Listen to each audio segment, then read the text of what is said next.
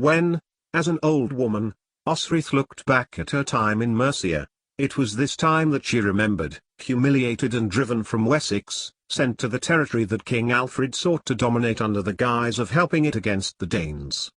Cleaving it in two was a master stroke, Osric often thought. How could a potential king, and there were many families of the line of Icel still living in the kingdom, ever seek to gain primacy when the king of the West Saxons had given half away? Mierl was one such man, although he had never said aloud in Osric's hearing that he was of the same family as the great king, Piber of the Icklingers. Instead, she had found it out inadvertently after overhearing a potentially sensitive conversation between Ethlied and Aldhelm, in which the Lord of Mercia had disclosed his policy of displacing potential rivals to his lordship through land disputes, sometimes over very trivial things. But that was in the future. Now, Osric was walking her anger off as she neared the great Mercian capital of Aylesbury, just north of the famous battleground of Ashington, and the other, reading, both Wessex victories, which had stemmed the tide of Danes into the kingdom. It took 3 days to get to Aylesbury. Osric had made the mistake of walking directly north, along a drover's road, and had to bear east. The chalk hills were rounded and undulating, and she stopped at Alton for a bed. There was an inn with stables and she paid to sleep above them, before moving on to reading. At that town, Osric stopped at a house of a brewster, a female ale-maker, and she imbibed a weak glass of the woman's trade, though against her better judgment, and wondered that night, with the rye and barley ferment drifting to the room she had rented for the night, whether there were any Britons in Aylesbury. She had seen none on her way up, although Osric knew that Britons, especially those trading in herbs, were discreet enough to be invisible. But her bleeding was coming back and she had had to pack herself with leaves before she left reading, and had used all of the last of the lily root that she had bought from Allah. And it was at Risersburg that Osric caught up with someone she knew. Walking beside his wife, her friend Elfrith was on his way to Aylesbury, too. It was only when she saw his unmistakable form, and saw his slightly built wife beside him, that Osric realized how quickly she had covered the miles between there and Winchester, and she called to him as they reached a ridge down which, Osric expected, would be a wide expanse of lower ground on which Aylesbury could be seen. "Ethel, this is Osric," an astounded Elfrith told his very smiley wife, who curtsied to Osric, to her amusement, and her anger softened now that she was in the company of her former comrade. "Your hair is long. You are a woman?" Ethel asked, putting her hand up in the direction of Osric's hair. She had worn it down for most of the journey, where normally it would be bound in leather, and it had grown past her ears, and Osric had needed hawthorn twigs to keep it out of her eyes. "You have a fine jewel," the little woman added. An image of the man who had gifted her the fine jewel had appeared in Osric's mind as she said how pleased she was to meet Ethel, but passed no comment about Eric Thurgilson.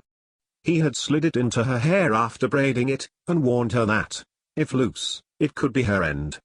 That was before the battle before Dunnottar, where Greogair, Giric, ally to Eochaid, had attacked Domhnall with the king of Strathclyde's own Cymric troops, before she had left the Norse and the truce had ended. Where was he now, she thought as she, Elfrith and Ethel walked northeast. Giric had mentioned Wessex to her, Osric thought. He had almost said as much about an invasion. It had been said that the Thurgilson brothers were in Lundin, so presumably he and Siegfried had left or been expelled from Alba, but had enough ambition to consider their next move to be Wessex. To attack East Anglia, Guthrum, now King Aethelstan, must have not opposed them, and Osric felt a kind of satisfaction that the Norse warrior who had taught her his language when they had been in captivity in Caerleigh nearly a year before was now fulfilling his ambitions. "So, you are to be a warrior for Lord Ethlied?" Elfrith asked. "Why?" He pressed. His wife nudged him into silence. He gave her a silent shrug and mouthed, "What?" "A warrior," Osric agreed. The earth damp underfoot as the last league of their journey was before them, a slightly damp lowland which rose to the town ahead. A warrior. Though Stipa had given letter to her for Mierl, Osric still felt apprehensive. No matter Alfred's fine words, to her, she had failed in Wessex. As Elfrith's words, and Ethel's replies washed over her, Osric's mind turned to her brother. Why could she not tell Uhtred? She had imagined it so many times since she had seen him that day, angry, frightened and defiant before the gates of Dibbenberg, when he came to bring his own threat to their uncle, Elfric. It had been not as she thought. Osrith had imagined him smiling and saying welcome. But she had imagined no more than that. Yet she had found out a great deal about him. A wife pushed aside, his firstborn son, died, his paganism with his new wife, technically Osrith's sister-in-law, for records of a marriage between her and Gisla's brother Guthred existed. Uhtred had been enslaved by Danes, had a hatred and ultimately allowed his foster brother Agnar Kilkjartan and recover Dunham, had garnered reputation by fighting for Alfred and Wessex. Uhtred had collected men as one might collect silver, and he had plenty of that, too, who were, unlike that precious metal, loyal and loved him. Even a young monk had begged to serve him. In Osrith's experience, warriors generally wished to become monks, rather than the other way around. And Uhtred had a new family now, a woman he openly showed his love for, 2 young children. An estate close to the Thames River. Who was he, really? Osrith knew so much about her brother, but she did not know him. As the midday sun picked the carpet of green grass out before them, and Ethel pointed at the path that would take them to Aylesbury, Osrith concluded that it didn't matter now. She was gone from Wessex, and she could just be someone Uhtred had once known, fleetingly, briefly. Now, with her letter, dictated by Alfred on recycled parchment to one of his scribes, she was being recommended to Mercia. But Osrith's one regret was that she had been so close to telling Becker that she was there, alive, a warrior. Why had she held back? She mourned this opportunity now in her chest, sitting as it did like a tight knot of discomfort. This, after he had been so kind to her when she was a child. If they were ever to meet, Osrith thought, she would, tell him. Elfrith had gone into the back of palace at Aylesbury, but Osrith waited at the front gates. When a guard, with a dreadfully rusty spear, had come down to speak to her and ascertain she was to speak to the head of the household guard, it had taken him a full hand's width of sun's passage, almost an hour, to return. This, as well as the fact that he had left the gate unbolted, had not endeared Osrith to the man. But, eventually, Osrith was taken before Lord Aldhelm in the armoury, who read her recommendation out to her in front of Miral. Tall, thin, pointed face with a short beard, Aldhelm wore his hair cut short in the Saxon style. He peered at the letter once he had finished reading it and back to Osrith. "Miral, can you see the obvious mistake?" Osrith looked at her former commander. It was so odd to see him at ease, especially here, in Aylesbury. In Oddersgard, his bitterness exuded every pore, but the minute he knew he was heading back to his home, the veneer was discarded and a happy man stepped forth, like a butterfly from a caterpillar's cocoon. "No, my Lord Aldhelm." Miral smiled at Osrith. "She is everything that I remember her to be in Wessex." At the unexpected pronoun, Aldhelm raised an eyebrow, then held the letter back out to Osrith. "The mistake is that this is so perfect that there is something wrong." He examined Osrith's face, as if it would tell him the answer. But instead, she spoke it to him. "What is wrong, Lord Aldhelm, is that I am female," she told him. It was an embarrassment to the King of Wessex that he had appointed me his son's guard. "He appointed you Edward's guard?" Aldhelm seemed intrigued, and glanced at Miral for confirmation. Otter's former general nodded. "Anything else?" "I guarded him and I trained him," Osrith replied. "Miral." Aldhelm looked at his general. "May we hear from you?" The tall, stocky man took a step forward. "Lord," Miral began, and Osrith saw a fleeting look that passed between them. Hadn't Miral had lands confiscated? Had he not once been a lord himself? Was he now in deference to a man who was once his equal? He seemed to tense, and an expression of old passed over his features as Miral turned his full force on Osrith, and she felt her muscles stiffen as the old bitterness of her captain's manner rose in him as he bent his head to her. "Are you so ashamed of your actions, Osrith Lackland," Miral yelled in her face, "that you will not share your exemplary record in Wessex?" Then he turned to Aldhelm and, to Osrith's embarrassment, listed everything she had done since arriving in Wessex, From her heroics in defending the Lord Order, to her guard duties in Devonshire and Wessex and guarding Mildreth, to defending the Atheling when she thought he was being attacked, training new guards, advising other guards, being able to rub along with anyone. And, throughout his enthusiastic ebullient lauding of her triumphs, still all Osric could think about her failure to be able to keep Ethelwold from her, which had ended her time with Edward. She glanced at Miral, who was still proclaiming her virtues. Without regard to her own personal safety, she set about rescuing a drowning boy which was believed to be Prince Edward.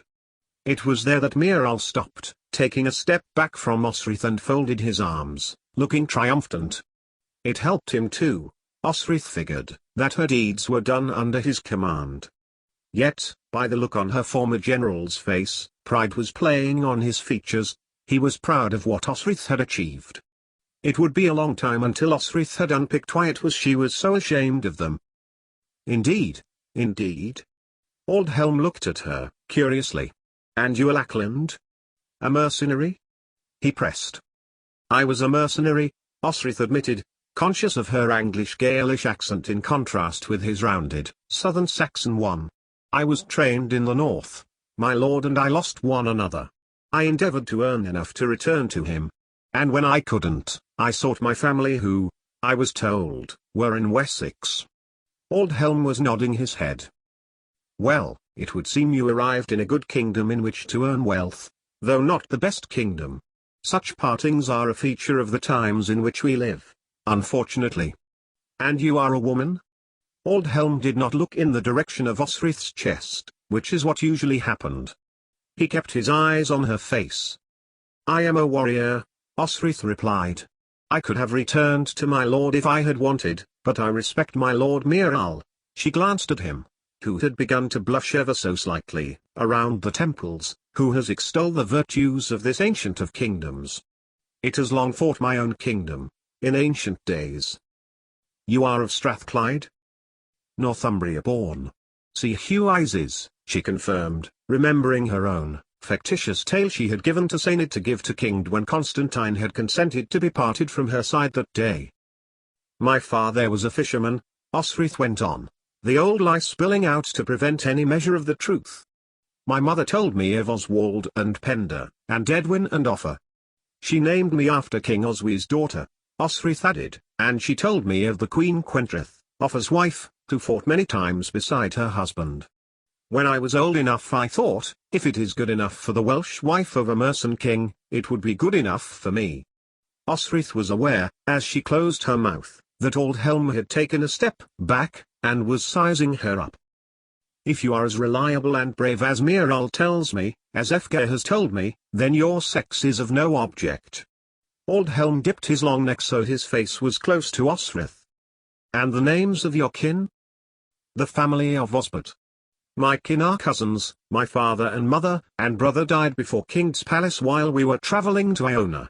I heard a cousin was in Wessex, and a brother. And you did not find your brother? Aldhelm looked genuinely concerned. Osric dipped her head to the flagstones. She hadn't, not the brother she sought, in any case. I did not. I thought I had many times, but each time, that man was not him. I am sure God will unite me with him, if that is his will. It was a success. Admission that you were yielding to the will of God nearly always worked. But Aldhelm pressed on. Your saint? He queried. Comsil. Do you know of him? Aldhelm gave a nod, and folded his arms over his leather jerkin. The founding saint of Iona, whose lead King Oswald took to found Lindisfarne. He buried men alive at the consecration of Iona. Did you know this? A pagan move? Osric looked genuinely shocked. Comsil was next to God to the Irian and Gaels. Did they know of this atrocity? I did not know, Osric replied, probably the first honest thing she had said to Aldhelm so far. Comsil is my saint, as he is the saint of my former king. Time on Iona drew me closer to his mission of converting the Picts, and then when Oswald converted the Bernicians, I feel the bastards had no choice. They raid Bernicia hard, she confided, have always raided, before the Danes came, so my father told me. Like the Cymry. Like the Cymry on our western border. Aldhelm mused, grimly, and the Danes in our beloved East Anglia. He nodded at Osrith. Good, good. I must see you fight, of course. Aldhelm probably meant, in due time, but Osrith had withdrawn Bué within a second and was challenging Miral. Miral grinned, and took up his own sword. And they were off, parrying and thrusting, ducking and avoiding blows. Osrith was not getting it all her own way. She was tired from walking, she figured, but managed to dodge 2 downward strokes which, under normal battle circumstances, would be killers. Instead, she went for Miral's legs and brought him down that way, at least taking an advantage over those 2 blows which were so easy she was a fool to have been caught out by them. When Miral laid his sword to one side, Osrith stepped towards him, mimicking a death thrust to his stomach, before wheeling her blade away and offering him his hand. Miral was grinning, and she was sure then that her skill was indeed reflecting well on him. Over towards Aldhelm, the head of the guard was nodding in satisfaction.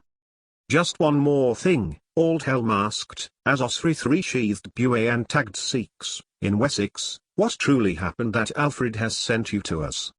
Osrith exhaled, and not from the exertion. She had already told him that, so, by asking again, Aldhelm disbelieved her. She began to open her mouth, and give the only answer that she could. King Alfred was embarrassed. We Mersons knew she was female and the West Saxons did not. It was Miral who had answered for her, and he grinned at Osrith again. I am glad you have come back a happier man, Miral, replied Aldhelm, turning to his general, then smiled warmly at Osrith himself.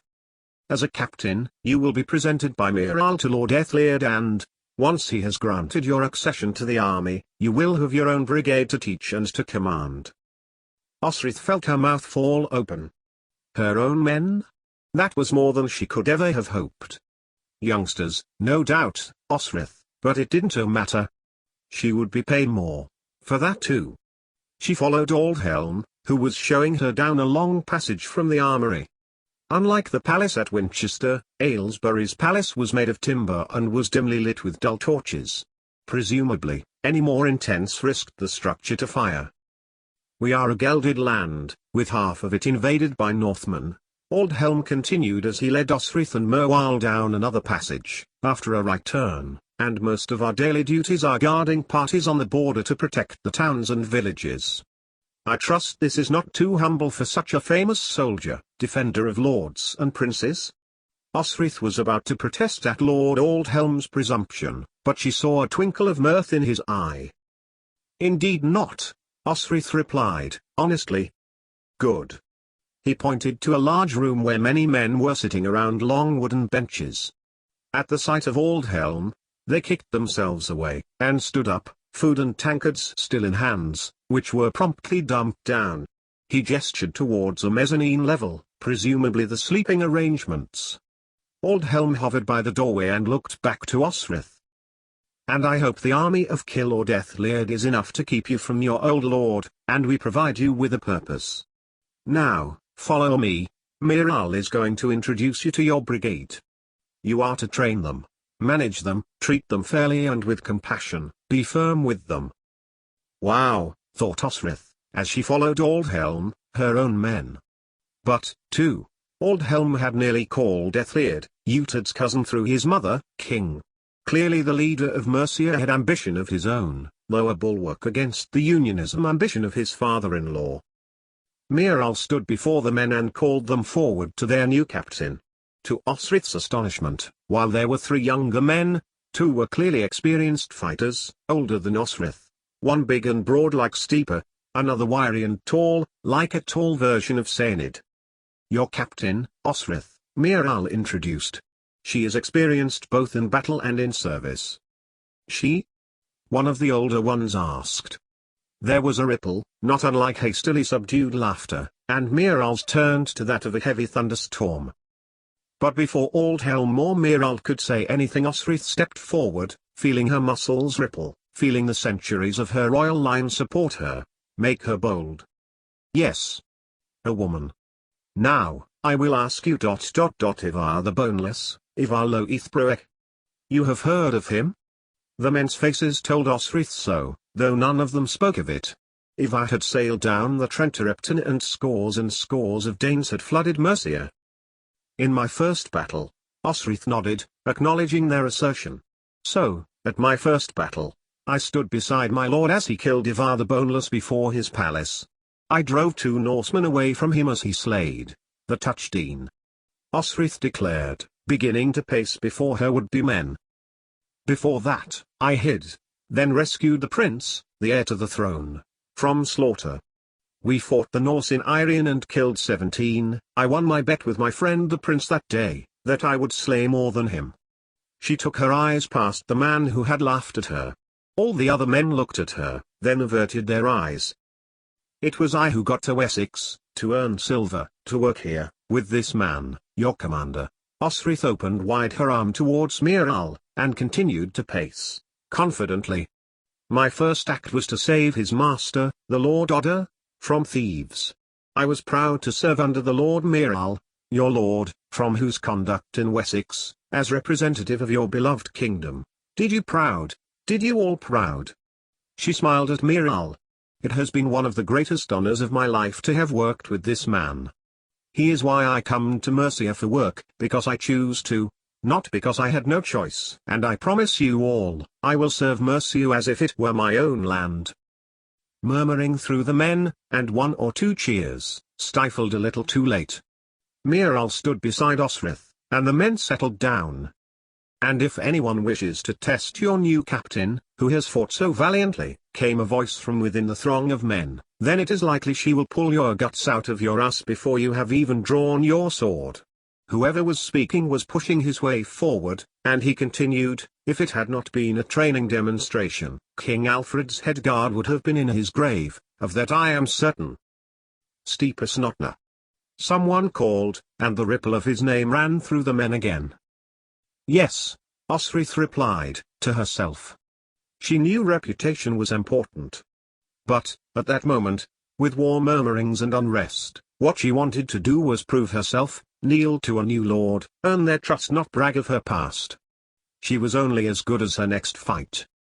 You have your men, 5 of Mercia's best, Miral claimed. But the man who had called out in Osrith's support had got his way to the front. 6. It was Elfgar. Osrith's chest felt lighter as one of her closest comrades proposed the number. If you wish it, he added, smiling at Osrith. But Osrith shook her head. No, she protested, then turned to Miral. If it pleases you, Lord Miral, she added quickly, Elfgar should not be of my men. He should be deputy. At this, Miral smiled, almost as broad a smile as his cousin. Elfgar was pleased to gain a promotion at Osrith's word. Aldhelm stood by the door with Miral, who called her over, and they escorted her from the room. 88,888,888. To across the courtyard. Early autumn sun lay a golden path across the courtyard as 2 of Aldhelm's men moved aside their spears for them. Though their eyes were fixed ahead, Osrith got the impression they wanted to look at her, so she kept her own eyes fixed ahead. A fire blazed in a pit in the center of the hall, funneled very cleverly by metal so the smoke channeled up into the ceiling and through a hole in the thatch. So the hall was clear of obscurity and there was no mistaking the gold and green-robed lord sitting on his throne. He sat, looking intrigued at her, but mainly looking as if he was bored of having been dragged away from a feast or pastime. On his curly, blonde hair was beset a circlet of bronze. Not a crown, it was not supposed to be. And yet, it looked for all the world like a diminutive form of the crown, with the lys flowers curling every so often around its brim, encrusted with emeralds, Alfred's crown. To Osrith, it was clear what Lord Ethelred was trying to convey. Beside him sat Ethelfled, his bride who had departed Winchester nearly 2 months before. Osrith was appalled. She had never liked the woman, and recalled the nasty things she had done to her younger brother. But no woman should be treated like Ethelfled had been treated. Her face was bruised, and she looked as if she had lost a lot of weight. Clothes Osrith recognized as being Ethelfled's before she left Wessex were hanging off her. My lord, Osrith bowed, and Ethelred nodded his head. Lady, she added, and Osrith felt her stomach lurch. Ethelfled struggled to meet her gaze. That arrogant, spoiled princess was gone and had been replaced by a woman where all of the spirit had been taken from her. But meet her gaze she eventually did, and Osric nodded her head to Ethelflaed, whose cold, brown eyes fixed on her. "My lord," Aldhelm introduced. "King Alfred has sent this warrior on recommendation. As such, I have read the letter he has written and promoted Osric to a captaincy, with our very own Elfgar as deputy." Ethelred looked from Aldhelm to Osric, his eyes narrowing. "The servant," he observed. "Come to bring us wine?" Aldhelm said nothing for a moment, but Miral stepped forward. "Osric's bravery in the face of adversity," he began, and listed her feats. Osric, meanwhile, thought about her king, to whom she had given her word. She had sworn to Domnall, given him her oath. But, was it still a valid oath if her king had broken it? Osric reasoned not, for it was the king of Alba who had broken faith with her. "Your name is familiar," Ethelred said, when Miral had stepped back. He leaned forward in the Mercian throne and peered at her. "We had a Queen Osric in this land, once." King Oswy of Northumbria was Osric's father, Osric clarified. "My mother oft told me the story," she added, which was true. Osric, daughter of Oswy, she recovered her uncle's body, Saint Oswald, and had him interred at Bardney. In the ancient kingdom of Lindsey, Ethelred mused, then looked at Osric again. "You know a great deal of Mercian history." Osric bowed her head. "It is my history too, every Berknishan knows St. Oswald." But Ethelred looked bored and seemed to go through the short ceremony of Ulgans quickly, where Osric knelt before him and swore Ulgans to Ethelred and his land Mercia, calling for wine the second that Osric had got back to her feet. Aldhelm and Miral ushered Osric quickly from the throne room, and Aldhelm, dressed in the same green and gold as his lord, ushered her back through to the military hall. "Are you ready to meet your men?" 88,888,888. Miral's hurry to accept Osric was not altogether down to her known ability as a swordsman. Alfred was sending troops to liberate London from the pagans, 2 brothers, the Thurgilsons, and when Osric discovered this, and discovered, too, that Miral had placed enough trust in her to lead a small band of warriors, the gravity of the situation began to weigh on her. Osric was trusted enough to lead men she did not know. Before Miral introduced them to her, he had told her that, should she be harassed, as she had been harassed by Ethelwold in Winchester, she must simply speak to him. No quarter was to be given to any man trying to press his advantage, and Miral even went on to tell Osric that, was there not the urgency to train in preparation for a successful attack, he would have given her leave to deal with any potential harassment herself. Miral. Was this really him, who 6 months ago had called her barbarous Scottish scum? Was it really him who extolled her virtues to Lord Aldhelm, Lord Ethelred's general? So Osric followed Miral and Aldhelm back to the warriors' hall and stood before them, as Miral addressed the men, who stood before their general, silently eyeing Osric.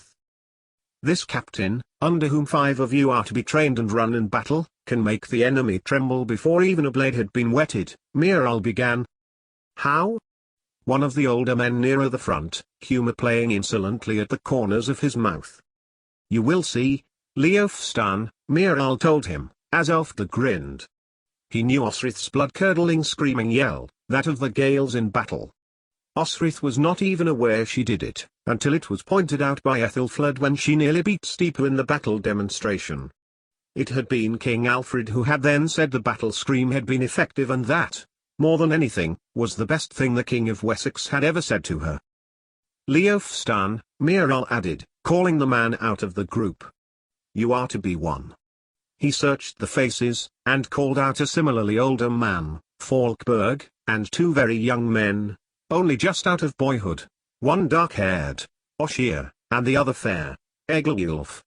From the back a diminutively built boy, who later Osric discovered to be just a little younger than her. At 14, Elfkin joined the other 4. They were her men. She was to command them, train them, have them put their trust in an unknown warrior new to their kingdom and certainly not a Mercian. Osric knew she had to prove herself, to begin the line of trust, and she nodded to each one in turn, evening sunlight glinting off Buell as she pulled her blade from her scabbard. Not just her 5. All of the men of Ethliad's army watched her, as she stood before her men. "I will take you under my command," Osrith said, as if the choice of each man had been her, and her boots trod over the straw, and she went to each man in turn and offered to fight him. Leofstan, her challenger, and Oshia stood still and said nothing. Beside them, Elfkin drew a sharp sword, perhaps a seek's, which looked full-sized on the boy. Osrith bowed her head as Elfkin approached her, bringing the whole length of Buell over her shoulder and out in front of her.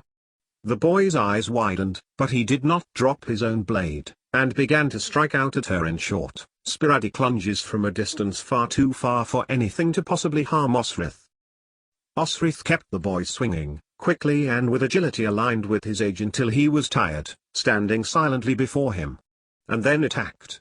Under the possible seeks she jabbed her blade, using Buell as a lever as she turned towards him. The men watched as the seeks whirled away from Elfkin, who scuttled back towards Oshia. Osrith saw the familial features at once, and smiled kindly at Elfkin, retrieving his sword, which had tumbled towards the door of the small hall, and handed it back to him. The boy said nothing, but stared at her with wide, chestnut eyes. Falkberg met her challenge next, and when Osrith had Buell at his throat conceded. Eglwulf took up her challenge, a grave look on his face. Perhaps the young man had lost family to Danes, for he came at Osrith with a great deal of ferocity, not allowing her any quarter to prepare. But Osrith was not unprepared, and she met him, blade to blade, screaming the Gaelish yell into his face, his features crinkling at the ferocity she had raged at him, and had done nothing to resist Osrith simply knocking the blade from his hand. The clatter onto the stone floor seemed to jerk Eglwulf back from some sort of hypnosis. But it was only when Eglwulf stood back that Osrith knew she had proved her point, and she had called Elfka to her. "Then you agree to work under Osrith's captaincy?" Aldhelm looked at the men. "We do," they chorused, although Osrith wasn't sure that each and every one of her new charges was entirely forthcoming with their pledge, and she watched as Lord Ethliad's and Mira left the small hall in deep conversation, and the rest of the men, destined for other skirmish bands, followed them.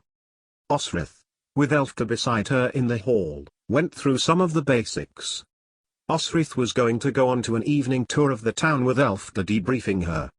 Her band were to sleep until dawn, and be on patrol with them both, so Osrith could assess what they could do, how they were trained, and so on. When she dismissed them, however, there was an audible snort. Leofstan was pointing at the opposite loft to their own, and looking pointedly at Osrith. At Aylesbury, the men slept above in their hall on a straw-covered mezzanine, across from which the commanders also slept, on a similar platform. For Osrith, which, ostensibly, meant Elfka and Miral, and she was aware of the situation which could be arising in their minds.